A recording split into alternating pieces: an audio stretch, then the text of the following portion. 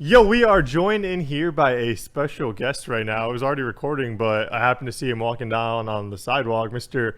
Terry Foster, fellow CMU alumni. That's right. Fire up, baby. Fire up. Welcome in, T. Foster. This is something that I've been doing for, I don't know, a couple of weeks. I think this is like our 25th episode hanging out in the lounge. Okay. We just kind of shoot the shit, talking about whatever we feel like, the different things that, either are on my mind or I'm interested in. Usually. A lot of comedy. I'm wearing my jacket from one of my favorite comedians, Nathan Fielder. Okay. He's got a couple shows from Comedy Central and HBO Max. But I want to talk travel today, if that's okay, young you can man. talk about whatever you want, T-Foss. Have you heard what Delta Airlines is doing? Not exactly. What's going on with that? Delta Airlines, for the Detroit Lion fans, and it shows how impactful Lion fans have been, they are adding flights from Detroit and Grand Rapids to for the weekends where the Lions are playing in Baltimore, Washington, LA, whatever. There's the 5 stops that that people are going to go to. So Delta said, we recognize Lion fans are going all over the place, so they're adding flights for those weekends. The planes, I think, leave Saturday morning. They come back to Detroit Sunday night. Oh, okay. Which I think is pretty cool. Yeah, definitely. I wonder how much they're gonna the price of those flights are gonna be impacted with the increased market. You know what? They may not be that much. That's what I'm gonna. That's what I mean. Like, if there's more seats, you can't Right. really charge as much for them. It's like a supply and demand issue. Yeah, So- but you're gonna have the demand because all the Lion slappers are gonna be on those flights and stuff. So Yeah. hopefully they don't gouge people because Lion fans are gonna travel. Oh, 100%. Didn't you go to like the Dominican Republic about a month ago, T-Foss? I sure did. Yeah, how was that? Lovely. I loved it. I want to go back. The only thing that I didn't like is the waves were just crazy. The waves? The waves in the ocean. Yeah. And I know in other spots, like I thought I went to Hawaii. I didn't think the waves were that bad where we went, at least. We were on Maui, but man, these waves were coming in and they were nuts. Now the thing, and we stayed at all inclusive, so we got to eat, and the place had 7 different pools, entertainment every night. So the Dominican Republic was pretty nice. Yeah. Yeah, I find it really interesting how it's all one island, but once you cross it over to like the western half of the island, it just completely falls apart with Haiti. Yeah, it's two different different countries. worlds. Yeah, Right. yeah. And we were in the third world because the Dominican Republic wasn't as nice as ours. We were in Punta Cana. So Punta Cana is basically a string of hotels and all-inclusives on the beach. And so we were there. The other tragic thing is, there was a girl that either drowned or was killed near where we were after we left.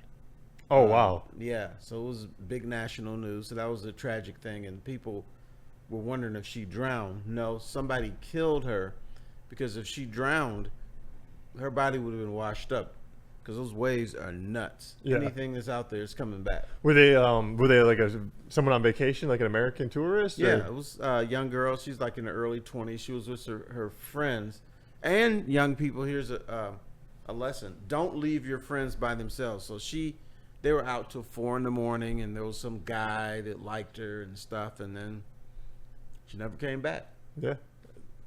Travel in pairs, the buddy system. They tell us that when we're young, T-Foss. Tell that to my son, because my son is by himself right now in Cambodia.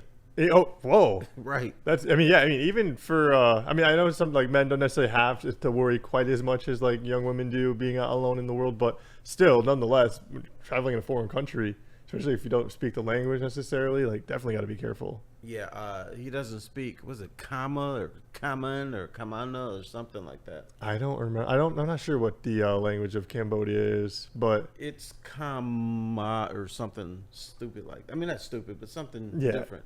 In Vietnam, they speak Vietnamese, but they speak English in both of them. yeah, so when I was at Jackson College, T-Foss, before I went to Central Michigan, I was friends with a few of the international students. Mm-hmm. One of them was from Vietnam, Okay. and she obviously she lives there now still, but she could speak English as well, and then a couple friends with other people from like Senegal and like some other countries in Africa as well. Well, if they come to school here, I imagine they're going to speak English Yeah.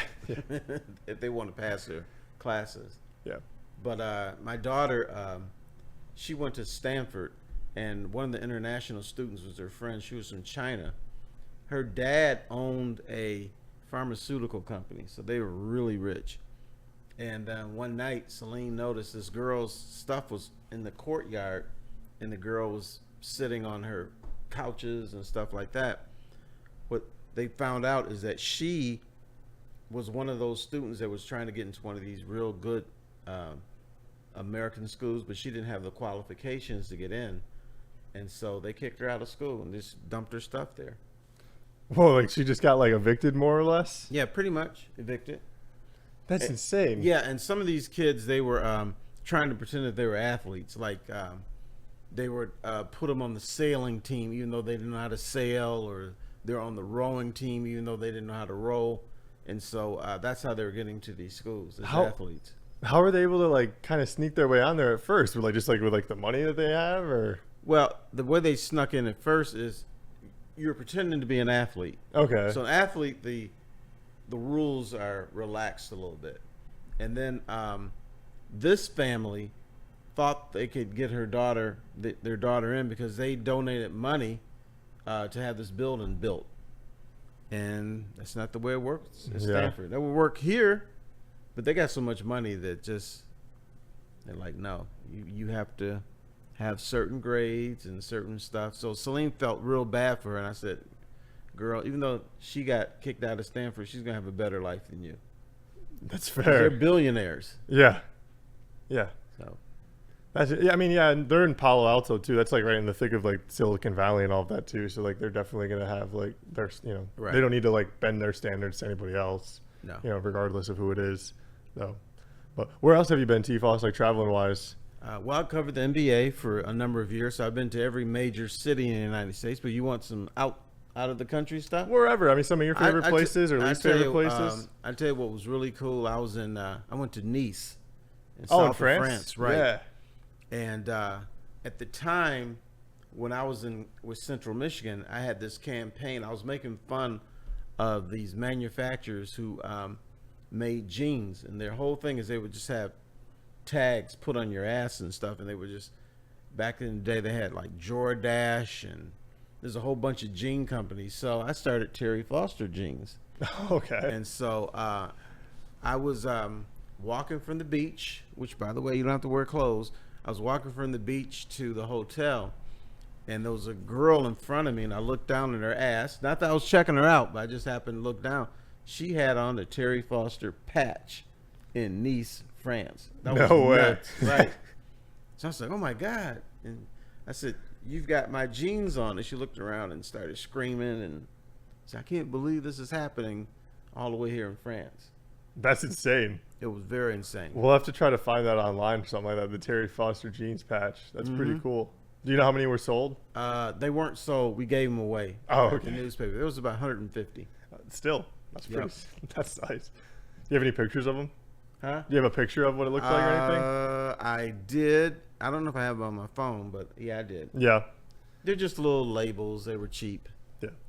because the newspaper wouldn't pay a lot of money for them. Yeah. Nice sounds really nice. The south of France I've like read about in like some books as like a setting. It always sounds really beautiful. I want to travel to Marseille. You know where I people tell me you have to go, and this sounds really weird? Czechoslovakia. Oh yeah, I believe it. If you go to Prague, suppose they love Americans there. There's a lot to do. It's underrated because when you go to Europe, everyone wants to go to Paris and Rome and London and all these other places. I had a roommate in college from CMU. He did a study abroad in Prague. Okay. Enjoy it? He seemed to, yeah. Suppose he did. Yeah, he seemed to really have a good time. So he would send us videos all the time, just walking back from the bars like late at night, and just like, you know, it just looked beautiful. Right. I tell you another cool place I went to Lausanne, Switzerland. Oh yeah. I covered the World Figure Skating Championships, and you had to take the bus. I don't think they had a tube. That you had to take a bus to a certain spot and then walk the rest of the way. And there was a sandwich shop there that I frequented that had good sandwiches, which is different than here in America. They put like paste and weird stuff on there, but they have pastrami. So I was trying to speak French because on the western part of Switzerland you speak French, and on the eastern side German? it's German, right? So I was over there trying to order my sandwich in French and everything, and so like the day 3, the girl there laughs. She says, "No, I speak English, so you don't have to do that." I'm so okay, cool. Yeah, I think they have like 4 like national languages in Switzerland, where it's like English, German, French, and I don't know what the other one is. But yeah, they're Switzerland is such an interesting country to me, T-Foss, because they don't have a like they're neutral in almost everything. They don't really have a military, but yet like the Swiss National Guard is sent down to the Vatican, and they are like the police force and like the protectors of Right. Vatican City, which is in itself its own country and a recognized nation. I find it all very fascinating. Yeah, I don't think they needed a military or police. Nobody bothered me when I was there. Yeah. So that was good. So, Absolutely. but so yeah, where else have you been to? Like in Europe, T-Foss? What are some other sports you've covered? If you went to Switzerland for Let me the figure see. I you've been all over the U.S. for covered the NBA. Wimbledon, and I had a great time. In fact, I have a little Wimbledon sports story outside of the tennis. Is Wimbledon, what's it, the first or the second Sunday they don't play tennis. So I just went out about town and was looking for stuff, and I went to Queens Park, and there was people playing softball there, and they were playing it incorrectly. I mean, somebody hit a ground ball and run to third, stuff like that. So I said, hey, I'm from the U.S., and let me show you how to play. So I played with these guys, and they ended up being members of parliament. Really? Yeah, so we hung out, and then afterwards they took me to some bar called I don't know, the Pig and the Whistle or the Moose and the Hound. I don't know what it was, but we went there and got blitzed. And so then afterwards, I mean, we're stumbling out of there like 1 or 2 in the morning. I said, I don't know how to get to my place. And then they said, don't worry about it. They had this big stretch limousine for me, and he talked to the guy and said, get him to, I was staying in Gloucester. So they said Gloucester. So the guy took me to my hotel, and he said, you know, you're going to Wimbledon tomorrow? I said, yeah. So he said, I'll take you. So I said, fine. So I woke up in the morning and called all my friends and said, hey, if you guys want a limo drive to Wimbledon, I got one set up. Come with me. And no one believed me. I said, that's baloney. You don't have a limo ride. Why you got to lie? So, all right, fine. Because to go to Wimbledon from where we were, we had to take the tube to a stop. It was like 6 blocks from Wimbledon. So they were all taking the tube and walking and stuff. So I showed up in my limousine. And then they got pissed at me. How can you come here in a limousine? I said, I told you I was coming. I said, yeah, but you weren't convincing enough. I'm like, That's not your fault. yeah, yeah. And that's my fault. How? So, but that was fun. So I met, so I got in trouble with the limo. I met some witches from Salem. Because when I go on the road, I like to meet people and see stuff. And for instance, when I was covering the Pistons, when we were going to New York, the other writers didn't. They always wanted to take a cab to Madison Square Garden, and I wanted to take the subway. Oh, okay. Yeah, so we took the subway a few times, and it was always packed, but it was fun. It was nice getting off in the station right there at Madison Square Garden, so that was cool. I enjoyed doing that, get to meet people and stuff. And I'm trying to think, my favorite NBA cities, believe it or not, most of them are on the West Coast, Seattle and Portland. I was gonna say I could see that. Yeah. So I don't know if I should tell this story, but I'll do it anyway. What the hell? One day in Portland, we stayed in Portland, and we stayed at a Marriott right on the river, and so we had dinner. And we come back to the hotel, and there's this bar full of women. I mean, it was like 99% women. So we're like, oh, cool. So we stayed there, and most of us end up having girlfriends. I had this one girl stay with me for the whole weekend, And then, in fact, she said she wanted to go get some clothes. So she said she was going to leave. And this is like day one. And so I said, okay, this chick's not coming back. So I let her borrow my car anyway. So I figured I had a better shot. So she left, came back in about a couple hours with new clothes, and had a wife for the weekend. Nice. So that was a good experience. That sounds like That's a pretty. why I love Portland. I wouldn't mind going out there. It seems like a fun city. I mean, you hear some like things now where it's kind of a little dirtier, but I'm sure that's just like anywhere you go, there's like dirty and clean areas. The West Coast seems really fun. I've been past Utah, so I've been to Salt Lake City twice in my life, when I was 10 and when I was 21. Okay. So, I am not a big fan of Salt Lake City. I think it's beautiful, and people are nice out there, but I don't know. Being a brother in Salt Lake City is not the best combo. very fair. As in, my aunt lives out there. She actually lives about 20 or 30 minutes north of Salt Lake City in Layton, Utah. And yeah, she works for the Air Force. But yeah, very interesting out there.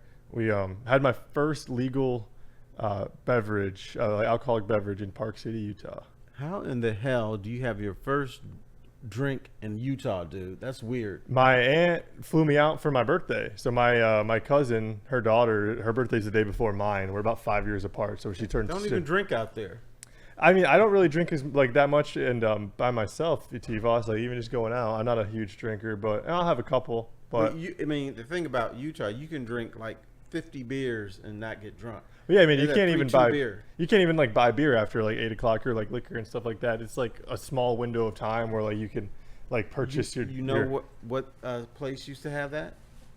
Michigan. really You could not buy booze on Sundays. on Sundays. Yeah, right? I remember that before, and then it was like, was it on Sundays in general or before like 10 a.m.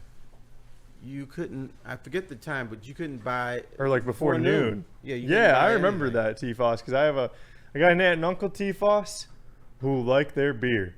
One of my uncle, he's passed, but they'd have a little friendly competition every weekend. We lived near a lake. They'd park their boat on the lake, and we'd go out, and they'd each come with their own 30 rack, and whoever finished theirs first, didn't have to drive home. Okay. So, But you know what? I don't feel sorry for those people that wake up on Sunday and are like, I don't have any beer. What am I going to do? All you do is you stop your party a little bit early Saturday, go to the store, go to the 7-Eleven, get some beers, and boom. or you just take a small, like 3 or 4, put them in a separate little cooler, and like tuck them away somewhere safe for the next day. Then you're Right. like, oh, hey, I remember I got these on reserve. So, Correct. you always have to have something on reserve. Yeah. You just never know what's going to happen. 100%. You got to be prepared for anything. So, Right. But- Or, your refrigerator could poop out or something like that, and so nobody wants to drink warm beer. Unless you're in Germany? Europe. No, all of Europe? Yeah, most of the Europe I've seen, the beer is room Temperature? And I say, can I get a cold beer? And then they laugh at you. No, Oh, really? They don't. Yeah. They don't have a chilled glass even. no, it's just beer. It's just not cold.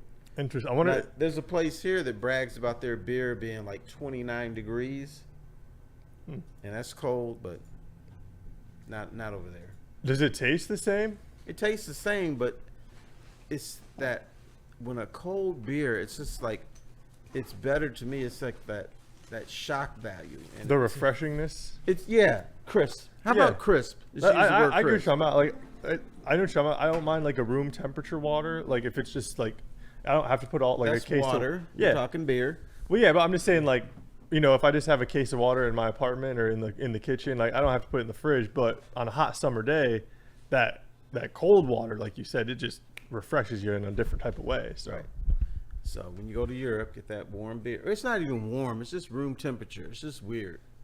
I don't like beer at all, T-Foss. I've had it before. I think it tastes like piss. Like I was this. gonna say, does it taste like piss? Yeah, it's an acquired taste. That's what people say, and I don't understand. Like, I guess for me, I'm not someone like the logic of doing something you don't like repeatedly until you like it seems like a form of torture, and I don't want to do that to myself. No, don't torture yourself. If you don't like it, don't drink it. Exactly. That's what I do. What is on your I can't eat or drink list I'm besides beer? a pretty picky guy, T-Foss. I don't like I don't like cheese. The only like exception to cheese is I can handle a little bit of mozzarella on pizza, but I think that's mostly because the sauce is very overwhelming and powerful as like a flavor. I don't like peanut butter. I've had it multiple times. Don't like it. Um, I most of the vegetables I enjoy, like I prefer like I'd like a raw carrot. Like I guess potatoes, obviously you cook, but like like I just You ever have raw potato? yeah, I don't like it's weird. My sister will like eat them sometimes. Like my My dad. grandmother used to give me raw potato. Yeah, my dad would be like cubing them up and stuff like that, making like home fries at home, and him and my sister would just be like popping pieces in their mouth or making homemade potato chips. And I tried it; it was disgusting. Yeah, I think my grandmother was mean to me. She would give me a raw potato and say it was an apple. Ugh. But yeah, I mean, there's a lot of things I don't like. It's realistically, it's easier just to go through the stuff I do. I mostly just eat a lot of like chicken at home, like chicken and potatoes, in various forms. Yeah, I can't take blue cheese or cilantro. I can't do blue cheese either. Yeah. Um, 10% of people in the country, cilantro tastes like soap to them. okay. I'm one of them. It's like, and when I eat cilantro, it's like I'm putting a bar of soap in my mouth. I gotcha. For me, food is very much like a visual thing, and I kind of like get this whole like this mental block. I have like my mind is in a straitjacket with food, and I just like I can't get out of it. Part of me wishes I could just like Men in Black like wipe my mind with it, and just like then I could try all of these new foods again, and like for like with a genuine reaction. But You know what's the weirdest thing I used to order? I used to go to Wendy's and order the bacon cheeseburger without bacon. so you'd ask for the bacon cheeseburger, but then ask with no bacon. Correct. The reason is, I know it sounds weird, but when you got the bacon cheeseburger, you got a different bun, which was great, and you got the bacon sauce. Oh, So I didn't want to eat the bacon, but I'd take the bun and the bacon sauce, and it was that's great. that's interesting. I wonder if you could just sub that out. Just ask for like Which reminds me, my cousin Miss Boots, and this was good. She used to make apple pie without apples. so what's in it? It's cinnamon and sugar and flour and some other stuff. It tastes like an apple pie, but there's no apples in it. It's not even like apple sauce or anything like that. Mm-mm. It's just that's interesting. She figured that out. Hmm. I don't know how, but she did. My dad really like his favorite type of cake. It's like a dessert. It's really like a more or less like a poor people's snack. But my grandma would make it for him, and my sister learned how to do it. They call it broken glass cake. It's like gelatin, and they take like pieces like you just break up like bits of like graham cracker, and like you put it in the Jello, and like you can obviously see through it, and it looks like little shards of glass in there. And Interesting. You educated me today. yeah, you put like whipped cream on it and stuff like that. I wasn't a big fan of it, but my grandmother every year for like our birthdays, like everyone got their like favorite type of snack or whatever. For me, she made Rice Krispie treats, and she'd like drizzle like chocolate fudge over the top of them. Now, you didn't like this, though. I did not like the broken Everybody glass else- cake. Everybody else liked the broken glass cake. I did not like Okay. it. I thought it was the gelatin and like the mixture of like the Did it wiggle? textures. Oh yeah, it wiggled. It wiggled for sure. Not my cup of tea. My sister can make it now for my dad and stuff, but yeah, just I don't know. Never heard of that. Sounds interesting. I don't know Yeah. if I like it. My favorite dessert when I was a kid, my grandmother used to make it pie with the gravy. It was actually peach cobbler. I didn't know what it was called when I was a kid, so I said, "Hey, Grandma, can you make me some of that pie with the gravy? Because there's a lot of juice in there and stuff. It is really good." Okay. Yeah, I don't really like peaches. You They say- wouldn't like this. Yeah, I say the peach emoji, on the phone. People like to joke around and say it looks like an ass, and I think that's what peaches kind of taste like. That's in my opinion. I don't really like the taste of should it. not. But this was really good. Yeah. I'm telling you, Grandma used to kill it with this. She used to make me fried apple pies, and she would just put this pie in the frying pan, cook it up for me like she was cooking a burger. That was great. As usual, it was apple pies, and so I loved that. Yeah. And but we ate weird things when I was growing up. I wouldn't eat it though. They would barbecue pig's feet, hog maws, cow balls, all that kind of stuff. Chitlins. Yeah. I wouldn't touch it. We've had some interesting things. My dad's like roasted whole hogs before. We've had like the jowls. I've had like a pig kidney. I've eaten like the tail meat. We used to have this a lot growing up. It was one of my favorite meals. It was American fries and ringed bologna. And it was just like you ever go to like the grocery store and you're in like the deli section, you see that like Yes, you I should see yeah. that. We'd have that. It's basically like a giant hot dog, and it's got the casing on it. I do not like the casing at all, so I'll peel that off. I'll actually like cut it and peel it off. And like as a kid, my mom would do that for me. You know what? You're still a kid. Yeah, I mean, You don't I like the good stuff on things. yeah. Yeah, I mean, I think it's. I was raised Catholic, T-Foss, so I like my hot dogs and I like them circumcised. I don't like the snap. So. Oh, I didn't know Catholics did that. That's you a can't joke. snap. No, it's a joke because. Oh, okay, yeah, I get it. Because, yeah, it's a joke. but I thought everybody got circumcised. Well, like that. I think in like the tradition was at Y'all 13. started it? No, I think at 13 was like when Abraham's or like Isaac or whatever they went Right, through. Like what's that got to do with Catholics? I thought Jewish people. yeah, they started it, but then at Catholicism they do it at birth. Oh, okay. Yeah. I don't. I might be wrong with it. I just like to make that joke. I think it's funny, at least Okay. to me. But All I don't like the snap on there, so I'll peel it off, and then like obviously the American fries. We'd have it all the time, and I'd ask my dad to make it, which I mean is a pretty cheap meal and pretty convenient. So my dad always liked the fact that we liked it pretty easy. You like growing up. onions? Not the most. Mm. Like I don't like. If you go to McDonald's and you order like a hamburger, they have like those diced onions on there, and I don't mind them on there, but I don't really go out of my way for onions. All right, so you wouldn't be a big Coney Island guy. I don't like I like ground beef. I don't like the looseness of like chili though. It kind of You don't that like the throws snap. Yeah. Snap of the hot dog, man. Yeah, I've been to Lafayette, and I not my favorite because I don't like the snap. So Damn, dude, that's like the best thing. that's what everybody says, but for me, it's not my cup of tea. It's just We're all different. Yeah. I get you. yeah, we definitely are. I found myself to be a bit of a strange individual when it comes to my preferred eating habits and stuff. Well, not strange, but you're outside the norm, and there's nothing wrong with it. Yeah, I definitely took the path less traveled, a la Robert Frost, when it came to my palate preferences. So. I have But- weird things that my friends laugh at. For instance, I cannot drink water out of a straw. Really? Like if you give me a Coke, straw. Water, no straw. Can't do it. Interesting. Like just a preference thing? I can't even figure it out. I just know when the waitress puts a straw in my drink, I'm like, first thing I do is take it out.